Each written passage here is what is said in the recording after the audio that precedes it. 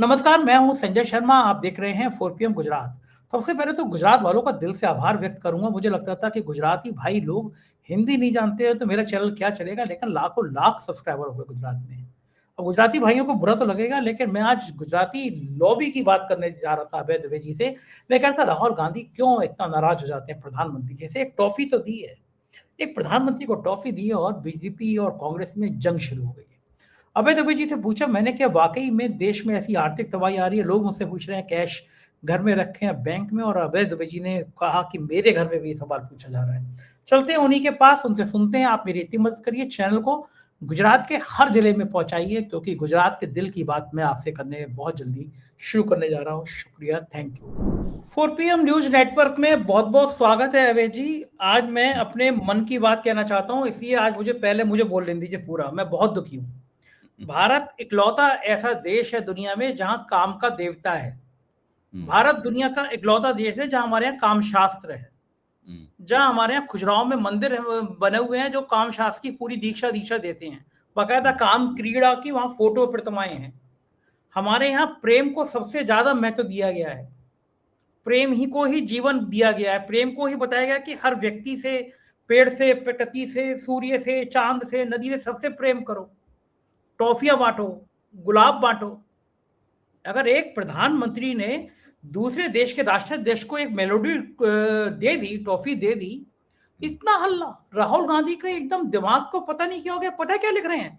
लिख रहे हैं हिंदुस्तान में आर्थिक तूफान आ रहा है, पेट्रोल, डीजल, एविएशन फ्यूल के दाम आसमान छुएंगे, फर्टिलाइजर की कमी होगी, किसानों को नुकसान होगा।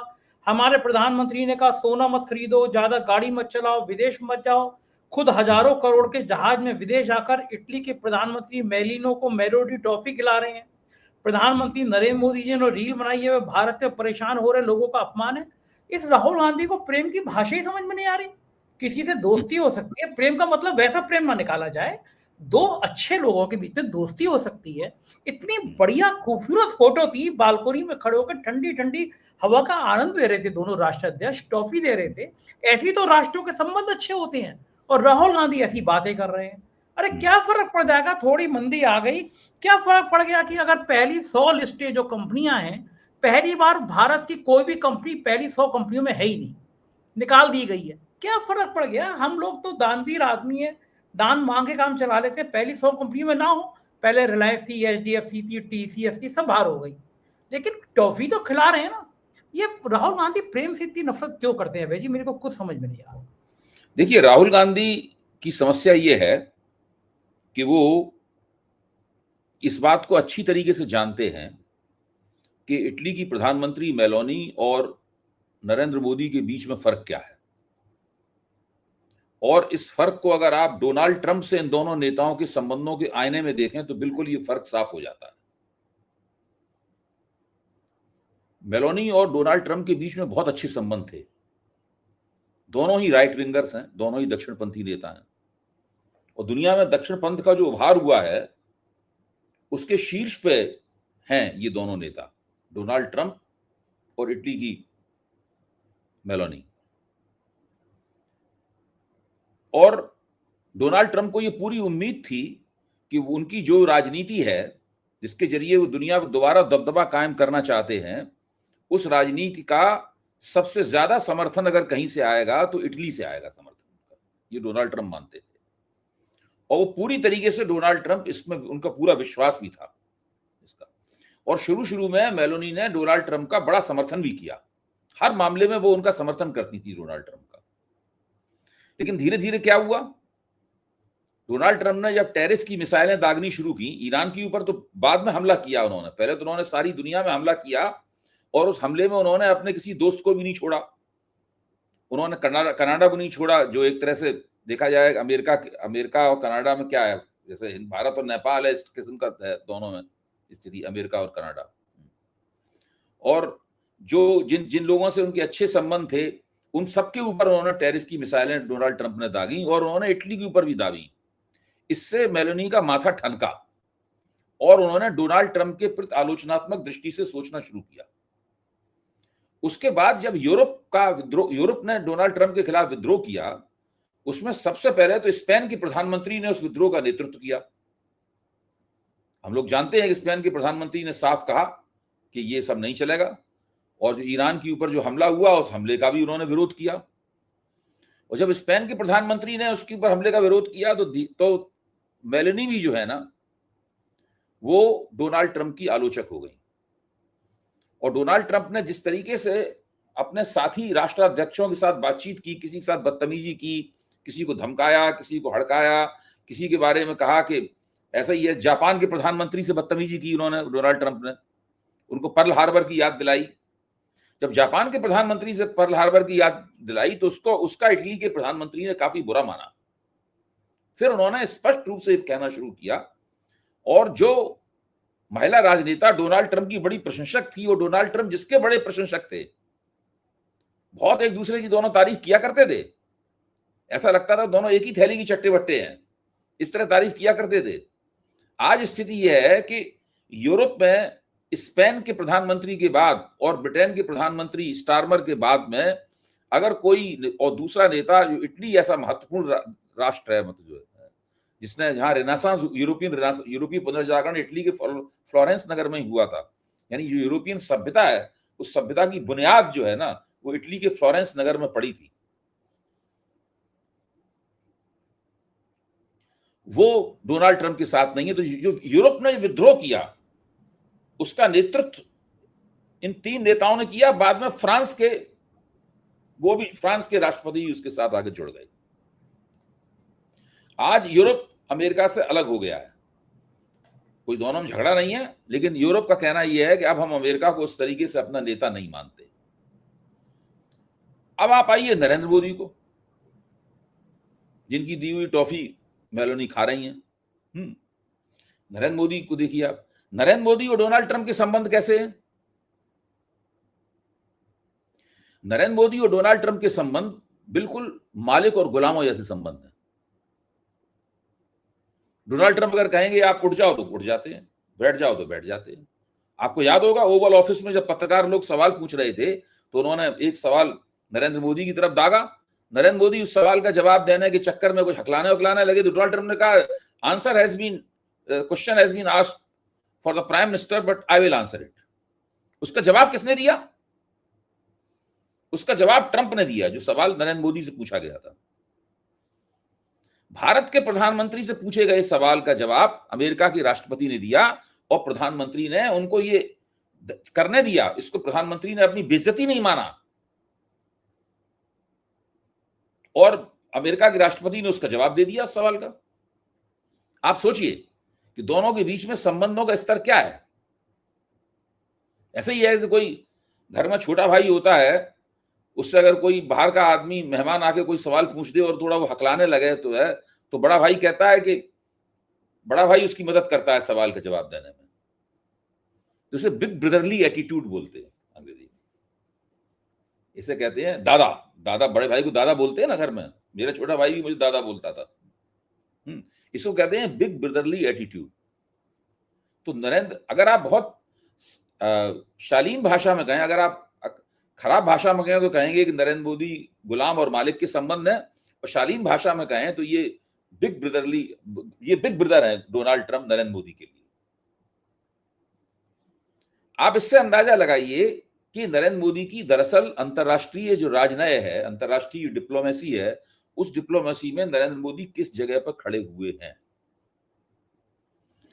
और ऐसा व्यक्ति जिसके अपने देश में अर्थव्यवस्था पतन के ढलान पर तेजी के साथ उतर रही हो, जिसके बारे में कहा जा रहा है कि 2-3 महीने बाद स्थिति नहीं संभलेगी, या बहुत कुछ कोई ऐसी बड़ी चीज है जो दांव पे लगानी पड़ेगी तब वो स्थिति संभलेगी। जैसे कि जब आपको बहुत आर्थिक दिक्कत आती है तो आप घर का जेवर सोना बेच देते हैं, तो बहुत बड़ी चीज दांव पे लगाते हैं ना। घर में पैतृक जमीन पड़ी होती है उसको बेच देते हैं आप, या कोई घर होता है अलग से जो आपने इन्वेस्टमेंट के पर्पज से खरीदा था तो उसको बेच के आप उस समस्या से बाहर निकल आते हैं। ऐसा होता है नहीं अक्सर मुझे। हो सकता है कि इस तरह की कोई चीज नरेंद्र मोदी ने तय कर रखी हो कि ये कर देने से हम इस समस्या से बाहर निकल आएंगे, या कम से कम हमें 6 महीने साल भर का वो मिल जाएगा, गुंजाइश मिल जाएगी अपनी स्थिति सुधारने के लिए। वरना भारतीय अर्थव्यवस्था की स्थिति बहुत खराब है सुधा। और ऐसा व्यक्ति आप सोचिए जिसकी डिप्लोमेसी के अंदर कोई प्रतिष्ठा नहीं बची है। एक चल रहा है वो एक क्लिप चल रहा है, पता नहीं, कभी-कभी लगता है शायद एआई का बनाया हुआ है, इसलिए ज्यादा इस बातों की चर्चा नहीं करता। लेकिन वो जिस अगर बनाया हुआ भी है तो उसने बड़ी चालाकी से बनाया, और नहीं बनाया हुआ असली है तो बड़ा शर्मनाक है। उसमें वो एक प्रधानमंत्री से मिल रहे हैं, पहले तो गले मिलते हैं, तो वो पहले चौंक जाता है, फिर वो यूं ऐसे करके पीठ पे एक हाथ से मारता है, फिर वो यूं टटोलते हैं, ऐसे करके टटोलते हैं, मतलब यूं करके टटोलते हैं नीचे, उसका हाथ पकड़ में आ जाए, मतलब वो दिखाया जा रहा है टटोलते हुए उनको, तो वो हाथ पकड़ में आ जाता है, हाथ पकड़ के उसका हिलाने लगते हैं, मतलब फिर दोबारा फिर वो पकड़ते हैं, तो वो हाथ पहुंच नहीं पा रहा है नरेंद्र मोदी का वहां तक, हाथ बढ़ाने पकड़ने के लिए वो अपने आगे बढ़ जाता है, नरेंद्र मोदी को पीछे बिना हाथ में चलना पड़ता। तो ये इनकी स्थिति है, इनकी जो आत्महीनता है, जो एहसास कम तरी, इंफीरियरिटी कॉम्प्लेक्स इसको बोलते हैं, ये सब जो है ये बहुत विकट है भाई। मुझे देख के बड़ा अफसोस होता है कि जो व्यक्ति भारत का तीसरी बार प्रधानमंत्री हुआ है, उसका विदेशी मेहमानों के सामने, अपने मेजबानों के सामने, या मेहमान जब यहाँ आते हैं तो उनके सामने उसका हाल क्या होता है। जब वो भारत में स्वागत करते हैं तो ज्यादा आत्मविश्वास होता है उनके अंदर कि वो सब चीजें उनके कंट्रोल में है, सब वो होता है मुझे। लेकिन जब बाहर जाते हैं तो वो नहीं होता। अब आज क्या किया नॉर्वे के प्रधानमंत्री स्टोर ने, क्या कहा आप देखिए ना, उसको पढ़ के मुझे तो बड़ी शर्म आई। उन्होंने ये कहा कि मेरे जो नॉर्डिक कुलीग हैं, भाई नॉर्डिक कॉन्फ्रेंस में गए हैं ना वहां पे, मेरे जो नॉर्डिक कुलीग हैं, ये नॉर्डिक कंट्री कहलाए जाते हैं, स्वीडन, डेनमार्क, नॉर्वे, ये सब जो है नॉर्डिक कंट्रीज हैं, फिनलैंड है। मेरे जो नॉर्डिक कुलीग्स हैं उन्होंने प्रेस कॉन्फ्रेंस में सब पत्रकारों के जवाब दिए। मिस्टर मोदी ने नहीं दिए जवाब, शायद इसलिए जवाब नहीं दिए कि वो एक विभिन्न परंपरा से आते हैं। वो पत्रकारों की इस समस्या का कैसे समाधान करेंगे वो ही तय करेंगे। यानी भारत नॉर्डिक कॉन्फ्रेंस में बुलाया गया, नॉर्डिक कॉन्फ्रेंस में भारत भाग ले रहा, एक ही मंच पे सब खड़े हुए हैं, सारे राष्ट्रों के नेता खड़े हुए हैं, पत्रकार लोग सवाल पूछ रहे हैं, वो सब लोग, सारे प्रधानमंत्री, राष्ट्रपति उनका जवाब दे रहे हैं। नरेंद्र मोदी किसी चीज का जवाब नहीं दे रहे। और उनकी इस पहलू के ऊपर नॉर्वे के प्रधानमंत्री ये कह रहे हैं कि शायद इसलिए वो जवाब नहीं दे रहे हैं क्योंकि वो किसी अलग परंपरा से आते हैं। हम लोग जानते हैं परंपरा क्या है, मीडिया को कैप्चर करने की परंपरा है। यहाँ पे परंपरा भी नहीं है, नया रवैया शुरू होगा। हमेशा तो ना कोई मीडिया कैप्चर करता रहा कोई प्रधानमंत्री, ये तो पहली बार हुआ है भारत के इतिहास में।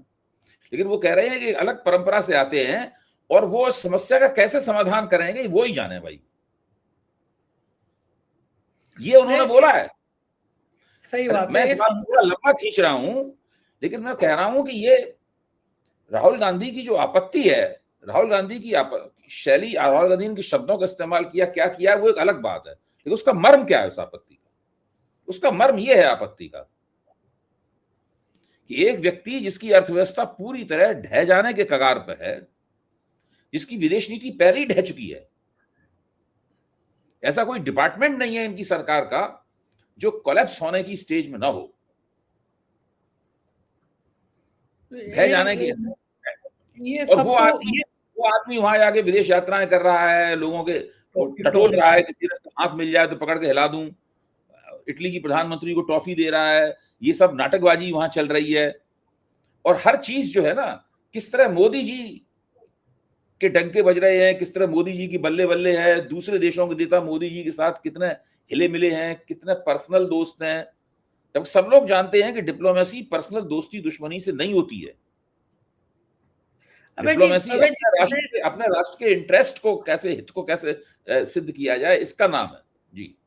अबे जी, मुझे आपकी एक बात अच्छी नहीं लग रही। देखिए, आप तो इतने विद्वान हैं, मुझसे 1000 गुना ज्यादा विद्वान हैं। लोग कहते हैं बालक और बूढ़े एक जैसे होते हैं। बालक को भी याद नहीं रहता, बचपना करता है, बूढ़ों को भी याद नहीं रहता, बचपना करते हैं। अब मोदी जी 76 साल के हो गए, एक बालक उनके अंदर जगता है। देखिए, पूरा जीवन कितनी तपस्या में काटा है, एकाकी जीवन काटा है, परिवार नहीं है, देश के लिए समर्पित हैं, 24 घंटे काम करते हैं, 11 साल से छुट्टी नहीं ली है उन्होंने। तो अगर किसी को टॉफी दे दी तो राहुल गांधी का इतना रिएक्शन, इतना गुस्सा। देखिए, वो राहुल गांधी जाने, हम राहुल गांधी ने क्या कहा वो जाने। राहुल गांधी, मैं ये कह रहा हूं कि ये सवाल यह है कि आप अपनी विदेश नीति को किस तरीके से संपादित कर रहे हैं वहां पर विदेश नीति का संपादन, आप विदेश नीति को संचालन संपादन आप कैसे कर रहे हैं वहां पर, ये सबसे बड़ा प्रश्न है। मोदी जी का विदेश नीति का संचालन संपादन करने का जो तरीका है वो ये तरीका होता है कि वो हर जगह दिखाते हैं कि जिस राष्ट्राध्यक्ष से वो मिल रहे हैं उससे उनके संबंध कितने नजदीकी और अनौपचारिक किस्म के हैं। बिल्कुल वो दोनों लंगोटिया जा रहे हैं। अब बताइए राहुल गांधी इतने गुस्से में आ गए, इसीलिए सबसे पहले तो वो चिपट जाते हैं जाके, सबसे ये दिखाने के लिए पहला उनका कदम तो ये होता है कि वो जाके उससे चिपट जाते हैं। फिर उनकी कोशिश होती है उसका हाथ पकड़ के वो जोर जोर से हिलाएं। फिर कांग्रेस जो हंसने का तरीका था उसका वीडियो बन गया था तो उसके लिए बड़ी मुश्किल हुई थी, तो इसलिए अब शायद नहीं हंसते हैं। हाँ, ये कांग्रेस इतने बदमाश है, वो खी वाला उन्होंने पूरा वीडियो बना डाला खी का। तो ये देखिए मुझे भी नहीं, इस तरह भारत के प्रधानमंत्री का ये आचरण मुझे भी पसंद नहीं आता। हाँ, थोड़ा लगता तो है, अड़कता तो है ये खाम का जबरदस्ती गले पड़ना। और दूसरा, राहुल गांधी भी आज कल इतने जोश में उन्होंने सीधा प्रधानमंत्री को, गृह मंत्री को गद्दार कह दिया। बीजेपी कह रही है कि ये 140 करोड़ भारतीयों का अपमान है। क्या आप भी उन 140 करोड़ में शामिल है जिनका अपमान हो गया राहुल गांधी को ने जब गद्दार कहा? तो मैं वो बयान मैंने पढ़ा नहीं, गद्दार का संदर्भ क्या है, किस संदर्भ में गद्दार कहा है? वो कह रहे हैं कि पूरे देश के आर्थिक तबाही मचा दी उन्होंने, देश को उद्योगपतियों के हाथों बेच दिया और हम विदेशी ताकतों के इशारे पे काम कर रहे हैं। इन संदर्भों में प्रधानमंत्री और गृह मंत्री दोनों गद्दार हैं देश के लिए। अब बीजेपी उस पर हंगामा काट रही है। मेरा कहना है कि राहुल गांधी ने जो बात कही है, बिना मोदी जी को और अमित शाह जी को गद्दार कहे हुए बहुत से लोग ये बात मानते हैं। बहुत से लोग ये बात मानते हैं कि ये लोग अमेरिका के दुमछल्ले हैं। ये लोग भारत का जो कारपोरेट पूंजी है बड़े, उसके लिए काम करते हैं। ये देश के आम जनता के लिए काम नहीं करते। सारा इनकी कोशिश कारपोरेट पूंजी को बढ़ाने में होती है और अमेरिका के हित कैसे हों इसको बढ़ाने की होती है। इस बात की बहुत चर्चा है कि भारत अमेरिका से जो तेल और गैस खरीद रहा है उसमें भारत का आर्थिक रूप से कितना नुकसान हो रहा है। रूस से नहीं खरीद रहा, ईरान से नहीं खरीद रहा, वेनेजुएला से खरीद रहा है। इसके तेल और गैस की कीमत अमेरिका निर्धारित करता है और अमेरिका से खरीद रहा है। और दोनों जगह से तेल और गैस आने में बहुत समय लगता है, बहुत भाड़ा उसके अंदर बहुत बड़े पैमाने पर खर्च होता है और आपको उसके पैसे भी बहुत ज्यादा खर्च करने पड़ते हैं। तो भारत के पास जो तेल और गैस पहले भी कम है, लेकिन जो आ भी रही है वो बहुत महंगी आ रही है भारत के पास। और भारत के हित को अगर सर्वोपरि करना होता तो आप रूस से खरीदते। भारत के हित को सर्वोपरि करना होता तो आप ईरान से खरीदते, जो फटफट आ जाता आपके पास थोड़े दिनों में। पैसे भी, भाड़ा भी कम लगता आपको और तेल सस्ता भी मिलता। पहले तो रूस इनको डिस्काउंट भी दिया करता था, ईरान भी सस्ती दर पे तेल देता। यूको बैंक में ईरान ने हजारों करोड़ रुपए जमा कर रखे हैं। यूको बैंक है ना, उसमें ईरान के हजारों करोड़ रुपए जमा है, जब ईरान से तेल लेते थे तब के। आज वो पैसे पड़े हुए उसमें सड़ रहे हैं अकाउंट में। ईरान के पैसे हैं, रुपए हैं, वो रुपए में तेल देता था उनको। बताइए, रूस के साथ जो ट्रेड था वो रूबल ट्रेड था। वो अमेरिका के साथ जो ट्रेड करेंगे वो तो डॉलर में होगा, डॉलर में होगा वो। तो इसलिए देखिए, जो राहुल गांधी ने जो बात कही है, मैं गद्दार शब्द वगैरह का इस्तेमाल नहीं करना चाहता। मेरा मानना है कि देश में ऐसे बहुत से लोग हैं और उनकी संख्या लगातार बढ़ती जा रही है। वो गद्दार कहे बिना ये मानते हैं कि नरेंद्र मोदी अपने कर्तव्य की पूर्ति करने में नाकाम हैं और उनका नीतिगत ढांचा ही इस तरह का है नरेंद्र मोदी का, जिसमें उनका यही हश्र होना था आखिर में। अच्छा, मुझे बताइए कि मोदी जी को राहुल और शाह को गद्दार कह दिया तो पूरी बीजेपी उबल रही है कि गद्दार कैसे कह दिया। अब मेरी औकात, मेरी हैसियत मोदी और शाह जितनी नहीं है, लेकिन सरकार ने मुझे तो लिखित रूप में दो बार गद्दार कह दिया। दोनों बार चैनल बंद किया, दोनों बार कह दिया कि मैं एंटी नेशनल हूँ।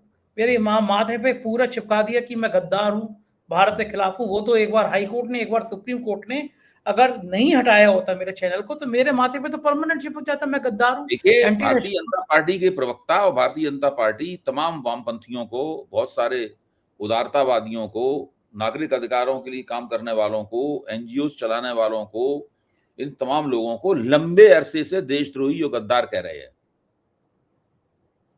तो कभी ना कभी तो इन लोगों को भी उलट के गद्दार कहा जाना है। फिर आप जिस डंडे से लोगों को पीटते हैं, उस डंडे से आपको भी पीटा जाता है। ये तो नियम है दुनिया का, क्रिया की प्रतिक्रिया होती है। मेरी सुन ली खुदा ने, जी। मेरी सुन ली खुदा ने। एक अबे जी, कल से कम 15 फोन मेरे पास आ चुके और मुझे बड़ा डर लग रहा है इस बात से। 15 लोग मुझसे पूछ रहे हैं, संजय जी आपको ज्यादा जानकारी होती नहीं है, लेकिन लोग मान लेते हैं कि पत्रकारों को ज्यादा जानकारी होती है। पता है सवाल क्या पूछ रहे हैं मुझसे कि संजय जी बताइए, जो हालात हैं, आप और अभय जी चर्चा करते हो, तो हमें पैसा क्या बैंक से निकाल लेना चाहिए, घर में रखना चाहिए, कहीं ऐसा ना हो ये बैंक दिवालिया हो जाए, हमारा पैसा डूब जाए। आप सोचो, अरे भाई, देश में मेरी ये पत्नी बहुत बन रहा है। आप पास फोन आते हैं, मेरे घर में मेरी पत्नी कई बार सवाल उठा चुकी है कि ये तय कीजिए कि कैश कितना घर में रखेंगे और बैंक में कितना रखेंगे, कहीं बैंक तो नहीं कोलैप्स हो जाएगा, तो कुछ कैश निकाल के घर में रख लो।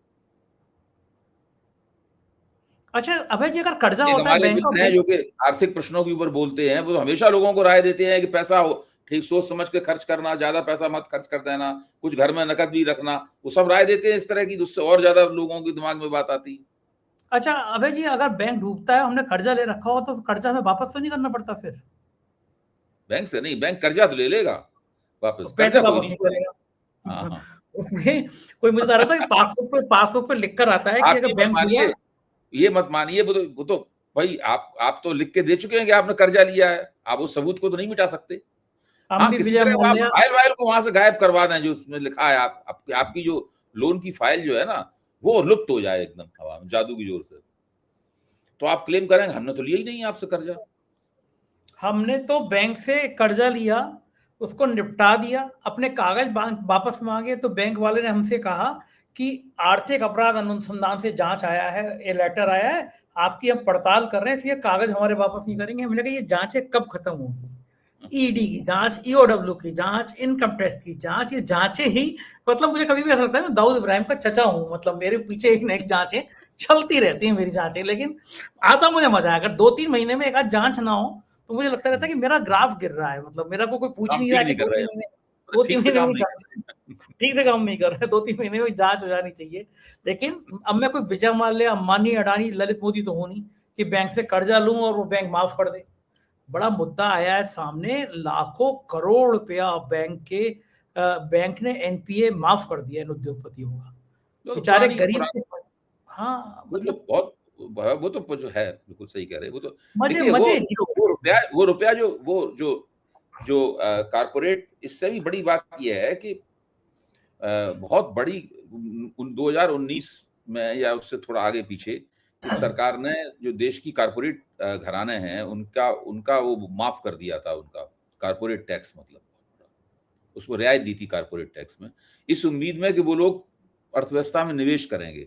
उन्होंने कोई निवेश नहीं किया। उन्होंने क्या किया कि उन्होंने उस पैसे से, जो पैसा उनको बचा, मतलब उन्होंने अपनी बैलेंस शीट्स ठीक कर ली, अपने कर्जे अर्जे जो थे उन्होंने उतार दूर दिए।